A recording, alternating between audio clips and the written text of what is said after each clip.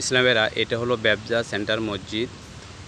মাগরিবের নামাজ কায়েম হয়েছে, কিন্তু দুঃখজনক বিষয় হলো সত্য, এটা হলো জনবহুল একটি এলাকা ব্যবসা। মাগরিবের সময় হাজার হাজার শ্রমিকদের ছুটি হয়ে যায়, কিন্তু মসজিদের দুঃখজনক বিষয় হলো এক কাতার মানুষও পূর্ণ হয় নাই।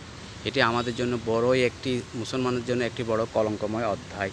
ইসলামেরা মসজিদের দিনের পর দিন মুসল্লিদের সংখ্যা কমতেছে। হযরত বাইজিদ বুস্তামি রহমতুল্লাহ আলাইহির পাশের ঘরের এক ব্যক্তি বাচ্চা কান্না করতেন।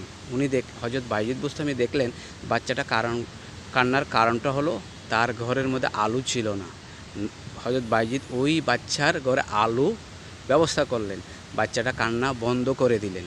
বাবা এসে দেখলেন ঘর আলোকিত। বাবাটা ছিল ইহুদি পরিবারের সন্তান ওরা।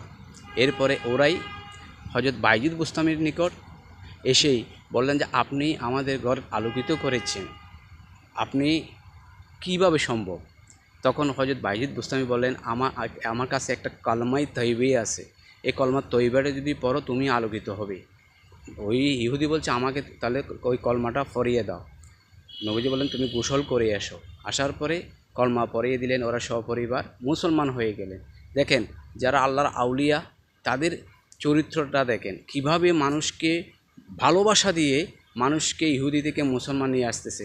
আর আমরা বর্তমানে আলেম সমাজ, আমরা ফিতনার মধ্যে রহিয়াছি।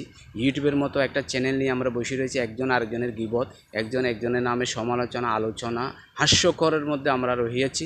এদিকে আমাদের মসজিদের মধ্যে মুসল্লি হয় না, আমরা ধ্বংস হয়ে যাচ্ছি, এটা আমাদের দেখার কেউ নেই। পিছনা বেরা আসুন, আমাদের জাতিকে যদি বাঁচাতে চাই তাহলে আমরা আউলিয়া কেরামদের আদর্শ, সাহাবী কেরামদের আদর্শ, এরপরে নবী করিম সাল্লাল্লাহু আলাইহি সাল্লাম যে সাহাবী কেরামদের অন্তরে, মানুষের অন্তরে যে পথ দিয়ে ঢুকে মানুষকে নামাজমুখী করেছেন, আমাদের মধ্যে যারা আলেম সমাজ রয়েছে তাদেরও সেভাবে